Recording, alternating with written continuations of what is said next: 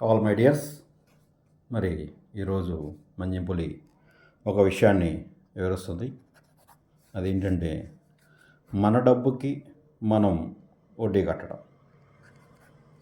తెలుసండి ఎవరికన్నా? మన డబ్బుకి మనం వడ్డీ కడతాం. ఎలా, ఎందుకు అని మీరు అడగచ్చు. ఒక ఎల్ఐసి కడతామండి. ఈ ఎల్ఐసి ఒక వ్యక్తి సంవత్సరానికి సుమారు 1,00,000 రూపాయలు కడితే ఒక 5 సంవత్సరాలు అయిన తర్వాత ఇతను ఒక 3 లక్షలు 4 లక్షలు మళ్ళా లోన్ తీసుకుంటాడు. దీనికి ఈ డబ్బుకి వడ్డీ కడతాడు ఇతను. చూడండి, అంటే ఇతను 1,00,000 రూపాయలు కట్టి సంవత్సరానికి 20 సంవత్సరాలు కట్టాలి. 20 సంవత్సరాలకి 20 లక్షలు కట్టాలి. 20 సంవత్సరాల తర్వాత ఇంకొక 20 లక్షలు వేసి 40 లక్షలు ఇతనికి వస్తుంది, ఇతను సేఫ్ జోన్లో ఉంటే. ఓకే, ఈ వ్యక్తి మధ్యలో ఎటువంటి రిస్క్ పొందినా కూడా ఈ 40 లక్షలు ఆన్ ద స్పాట్ ఎల్ఐసి ఇస్తారు. ఓకే, అంతవరకు బాగానే ఉందండి.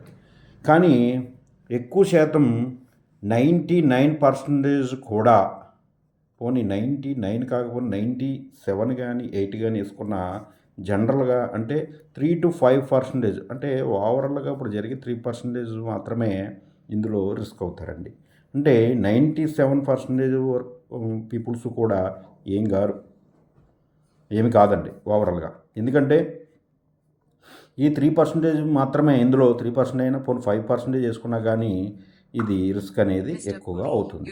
అంటే 95% సేఫ్ జోన్లోనే ఉన్నారన్నమాట. ఈ 95% ఇతను ఎల్ఐసి కడతాను అనుకుంటాడు, ఇతను 40 లక్షలు వస్తుందని అనుకుంటాడు. కానీ ఇందులో 1,00,000 రూపాయలు ఇన్వెస్ట్మెంట్ చేయాలండి. ప్రతి సంవత్సరం కూడా 1,00,000 రూపాయలు ఇన్వెస్ట్మెంట్ చేయాలి.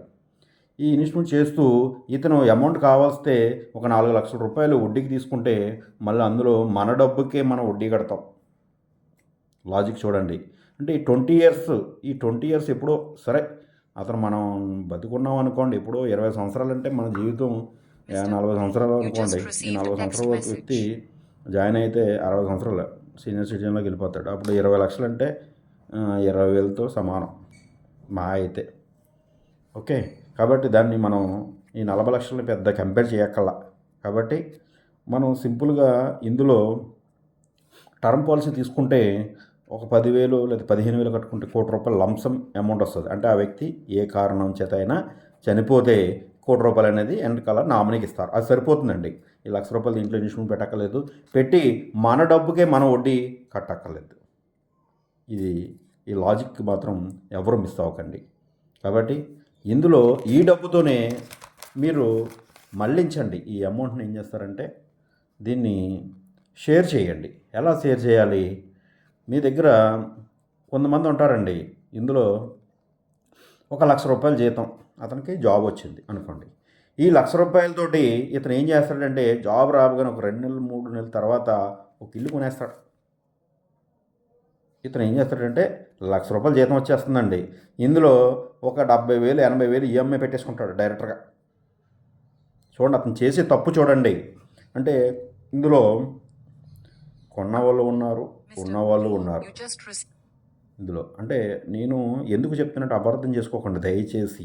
అంటే ఒక ప్లానింగ్ చెప్తున్నానండి. మీరు చేసింది నేను చేసిన తర్వాతనే తప్పంటే మీరు బాధపడొచ్చేమో, కానీ దయచేసి క్షమించండి. ఎందుకంటే ఒక ప్లానింగ్ మీకు తర్వాత వారైనా సరే కొంతవరకు సేవింగ్ రూపంగా మారతారనే ఉద్దేశంతోనే నేను ఈ వీడియో చేస్తున్నాను తప్ప వేరే రకంగా కాదు.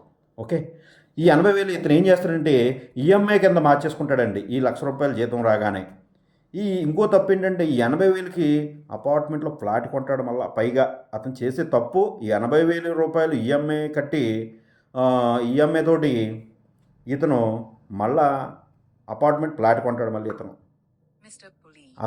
అసలైన తప్పు అపార్ట్మెంట్ ఫ్లాట్ కొనటం అసలైన తప్పు.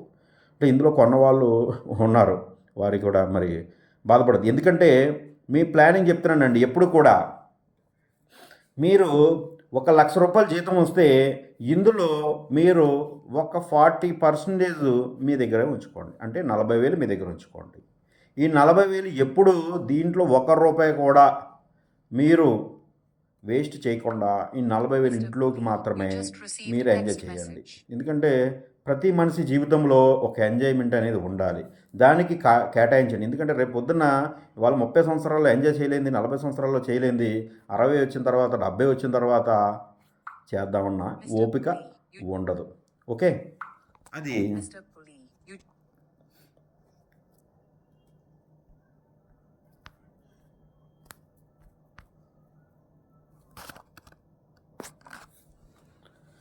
మనకి 30 సంవత్సరాలు 40 సంవత్సరాలు వచ్చిన తర్వాత ఎంజాయ్ చేద్దామన్న ఓపిక మన దగ్గర ఉండదండి.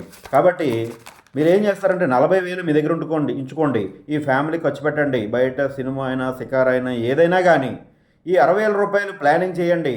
ఎందుకంటే ఫస్ట్ ఇల్లు కొనకండి. ఎప్పుడు కూడా మనం చేసే తప్పు ఇల్లు కొనటం. జీతం వచ్చింది కదా ఇల్లు కొనేద్దాం, లేదా ఇంకోటి కొనేద్దాం అని ఎప్పుడు అనుకోకండి. ఈ 60,000 రూపాయలు ప్లాన్ చేయండి. ఎలా ప్లాన్ చేయండి? ఒక 2 ఇయర్స్ సేవింగ్ చేయండి. ఒక 2 ఇయర్స్ అంటే ఎంత అయిందండి అప్పుడు? 24 ఇంటూ 60,000 14 లక్షల 40,000 అయింది. ఓకే, ఒక 15 లక్షలు అనుకోండి. దీన్ని ఏం చేస్తారంటే దీన్ని ఈ 15 లక్షల రూపాయలు పెట్టి అడ్వాన్స్ పెట్టి ఒక 30 లక్షల రూపాయలు, 25 లక్షల రూపాయలు ఒక ఫ్లాట్ కొనండి. ఒక సైట్ కొనండి. అపార్ట్మెంట్ ఫ్లాట్ కాదు, సారీ, ఈ స్థలం కొనండి. ఈ స్థలం కొంటే ఫ్లాట్ ఓకే. ఈ స్థలం కొని 25 లక్షల రూపాయలతో కొనండి. అంటే 15 లక్షలతో 25 లక్షల రూపాయల సైట్ ఎలా కొంటామని మీరు అడగచ్చు. అంటే ఇక్కడ ఏం చేస్తుందంటే బ్యాంకు ఇతను 1,00,000 రూపాయలు జీతగాడు కాబట్టి ఇతనికి బ్యాంకు బ్రహ్మాండంగా ఈ లోన్ అనేది ఇవ్వగలుగుతుంది.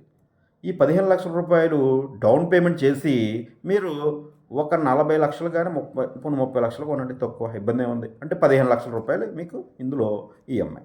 ఓకే, దాదాపు ఈ 15 లక్షలకి ఒక 20,000 ఎంతో ఈఎంఐ పెట్టుకోండి, లేదా 30,000 పెట్టేసుకోండి, త్వరగా తీరిపోద్ది. 30,000 అంటే 60,000లో ఏమైందండి? 30,000 రూపాయలు ఈఎంఐ కింద పోయిందండి. 30,000 ఈఎంఐ కింద పోయింది. ఇంకా 30,000 ఉందండి. ఈ సైటు ఏం చేస్తారంటే మీరు అలా ఉంచేయండి. ఒక 2 ఇయర్స్ అండ్ లేదా 4 ఇయర్స్, అంటే ఎక్కువ ఎంతకాలం దీన్ని వేకెన్సీ సైట్ కింద ఉంచగలిగితే అంత మంచిది. అది కూడా చెప్తాను దాని కారణం. ఓకే, ఇక్కడికి అయిపోయిందండి. ఈ 30,000 రూపాయలు మళ్ళా ఇంకొక దాంట్లో ఇన్వెస్ట్మెంట్ చేయండి చిన్నగా. అంటే చిన్న వెంచర్స్ అంటే అంటే ఏదో మా బిజినెస్ కోసం మీరు చెప్తాను అనుకోవద్దు దయచేసి. ఇది ప్లానింగ్ చెప్తున్నాను మీకు ముందు. ఒక చిన్న ఇన్వెస్ట్మెంట్ ఎంత మందెంత అంతా పోజేసి 3 లక్షలు 6,000 రూపాయలు ఇందులో 6,000 రూపాయలు నెలకి. ఇంకెంత ఉంటుంది? 24,000 రూపాయలు ఉంటుంది. ఈ 24,000 రూపాయలు మళ్ళీ ఇంకొక 1 ఇయర్ పోయిన తర్వాత ఇంకొక 3 లక్షలు ఎంత అవుతుంది? ఈ 3 లక్షలకి మళ్ళీ మీరు ఇంకొక సైట్ కొనవచ్చు. ఎందుకంటే మీకు 60,000 రూపాయలు జీతం, 30,000 రూపాయలు మాత్రమే ఈఎంఐ కట్టారు, 30,000 రూపాయలు మాత్రం ఇంకా ఉంది, 6,000 రూపాయలు ఇందులో కట్టారు, 24,000 రూపాయలు ఉంది. ఇంకొక 20 లక్షలు 30 లక్షల సైటు మీరు కొన్న ఈఎంఐ కింద కట్టగలరు. కాబట్టి ఇక్కడ 2 సైట్లు కొనండి. ఈ 2 సైట్లు కొన్నారు, ఇక్కడ మన దాంట్లో ఇన్వెస్ట్మెంట్ పెట్టారు, ఇక్కడ శ్రీగంధం మీద ఇన్కమ్ వస్తుంది, ఈ 2 సైట్ల మీద ఇన్కమ్ వస్తుంది. ఒక 5 ఇయర్స్ ఆగారండి. ఈ 5 ఇయర్స్ ఆగిన తర్వాత ఈ 2 సైట్లో ఒక సైట్ అమ్మేయండి. ఇక్కడ ఏమవుతుందండి? ఈ 30 లక్షల రూపాయలు కొన్న సైటు 60 లక్షలు అయింది, లేదా 50 లక్షలు అయింది. అమ్మేసి ఈ 50 లక్షలతో ఇంకొక సైట్ ఉంది. మీకు ఈ రెండింటిలో ఏదైతే మీకు అనుకూలంగా ఇష్టంగా ఉందో ఆ సైట్లో మీరు కన్స్ట్రక్షన్ చేయండి ఈ 50 లక్షలతో. చూసారా, ఇందులో ఆ సైట్లో మీరు ఈజీగా ఈ ఇల్లు అనేది కట్టగలిగారు, ₹1 అప్పు లేకుండా. అప్పుడు ఏమైంది? మీకు ఇక్కడ ఒక సైట్కి మాత్రమే ఈఎంఐ కట్టారు, 30,000 రూపాయలు మాత్రమే. ఇక్కడ ఏమైంది? ఇక్కడ శ్రీగంధం తోట ఉంది, ఇక్కడ 40,000 రూపాయలు ఎంజాయ్ చేయగలిగారు. కాబట్టి చూడండి మిత్రమా, ఎప్పుడైనా సరే మనకు వచ్చిన శాలరీని డివైడ్ చేయండి, ప్లానింగ్ చేయండి. ఒకే దాని మీద ఇన్వెస్ట్మెంట్ పెట్టడం వల్ల దాన్ని బ్లాక్ అవుతారు. అంటే ఏమవుతుందంటే ఇంకొక పని చేయడానికి మనకు అవకాశం అనేది ఉండదు. ఎందుకు ఉండదంటే మీరు ఒకేసారి 80 లక్షలు పెట్టి కొనేసారు, ఈ 20,000 రూపాయలు మాత్రమే ఉంది. 20,000 ఫ్యామిలీకి సరిపోద్దా అండి? ఈ 80,000కి 80 లక్షలు పెట్టి మీరు ఫ్లాట్ కొన్నారు, 80,000 రూపాయలు ఈఎంఐ కట్టారు. మరి దాంట్లో కారు కావాలి, ఒక ఫర్నిచర్ కావాలి, దానికి తగ్గట్టే మళ్ళీ మీరు ఏర్పరచాలి. మళ్ళీ దీన్ని డౌన్ పేమెంట్ కట్టాలి. ఈ డౌన్ పేమెంట్కి మళ్ళీ ఇంకొక 10 లక్షల రూపాయలు మీరు పర్సనల్ లోన్ తెచ్చేస్తారు, లేదా బయట తెచ్చేస్తారు, ఈ కారుకి లోన్ తెచ్చేస్తారు, టీవీకి ఈఎంఐ, ఫ్రిడ్జ్కి ఈఎంఐ, ఇవన్నీ ఈఎంఐలతో కట్టుకోవడం మీ జీవితకాలం దాంట్లో సేకరి చేస్తే ఒక 20 సంవత్సరాలు వచ్చేటప్పటికి మీ ఈ 20 సంవత్సరాలు అయ్యేటప్పటికి ఇక్కడ ఇల్లు వాల్యూ తగ్గిపోతుంది, ఈ ఫ్లాట్ వాల్యూ ఉండదు, జీరోకి వెళ్ళిపోతుంది అక్కడ. ఎందుకంటే అపార్ట్మెంట్ ఫ్లాట్ ఒక 10 years మాత్రమే వేసుకోవచ్చు నాకు తెలిసిన మటుకి, అక్కడ నుంచి లీకేజీలు లాకేజీలు. ఓకే, అదే ఇండిపెండెంట్ హౌస్ మీరు ఎప్పుడైనా సరే ఇండిపెండెంట్ హౌస్ కొనండి. ఇండిపెండెంట్ స్థలాలు కొనటం వల్ల మీకు గొప్ప అద్భుతమైన బెనిఫిట్ ఉంటుంది అన్నమాట. ఈ పొలాలు కానీ ఇవన్నీ చాలా ఫ్యూచర్ ప్లానింగ్ అన్నమాట. అంటే మీకు ఈరోజు అనుకోవచ్చు నేను ఏది ఇల్లు కట్టేస్తున్నాను ఇంట్లో ఉండాలని అనుకుంటారు, నష్టమే లేదండి. అద్దెంట్లో ఉంటే ఏమవుతుందండి, 5,000 10,000 అద్దె అవుద్దండి, నష్టమేముంది. ₹1,00,000 జీతం వచ్చినప్పుడు ₹10,000 అద్దె కట్టలేడా, రెంట్ ఇవ్వలేడా? మరి నువ్వు ₹10,000 కట్టలేనప్పుడు ₹80,000 ఈఎంఐలో కట్టగలుగుతున్నావు. ఓకే, అది కూడా ఆలోచించాలి. కాబట్టి ఎప్పుడైనా సరే మన ప్లానింగ్ ఉన్నదాన్ని షేర్ చేసి 4 మీద 5 మీద ఎప్పుడైతే ఇన్వెస్ట్మెంట్ పెట్టావో ఏదో ఒకటి విన్ అవుతుందండి. ఈ విన్ అయిన దాంట్లో ఇంకొక దాంట్లో యూస్ చేసుకునే అవకాశాలు ఎక్కువగా ఉన్నాయి. కాబట్టి ఎప్పుడైనా సరే ఈ శాలరీ మంచి జీతం వచ్చేటప్పుడు మంచిగా ప్లాన్ చేసుకోకపోతే అక్కడ జీవితకాలం సేకరి చేసి మనం కొన్నది జీరో అవుతుంది, ఇక్కడ కష్టపడింది జీరో అవుతుంది, నీకేం మిగలదు, ఆఖరికి అప్పులు తప్ప. ఓకే, ఏది ఇంట్లో కనీసం హాస్పిటల్ ఖర్చు వచ్చినా ఒక ₹5,00,000 ఖర్చు వచ్చినా మళ్ళీ అప్పు చేయాలి, దానికో ఈఎంఐ. ఇంట్లో పెళ్ళి వచ్చింది దానికో లోన్, పర్సనల్ లోన్, దానికో ఈఎంఐ.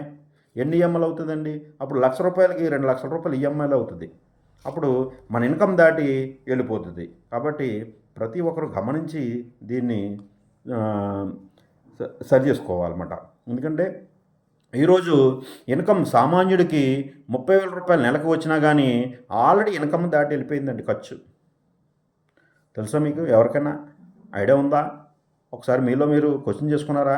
ఓ పెన్నా బుక్ పెట్టుకుని రాసుకోండి, మీరు ఎంత సంపాదిస్తున్నారో రాసుకోండి. ఓకే, ఒకసారి నెక్స్ట్ వీడియోలో నేను మళ్ళీ మాట్లాడతాను. ఓకే, షేర్ చేయడానికి ఈ వీడియో ఫుల్ అవుతుంది. Thank you.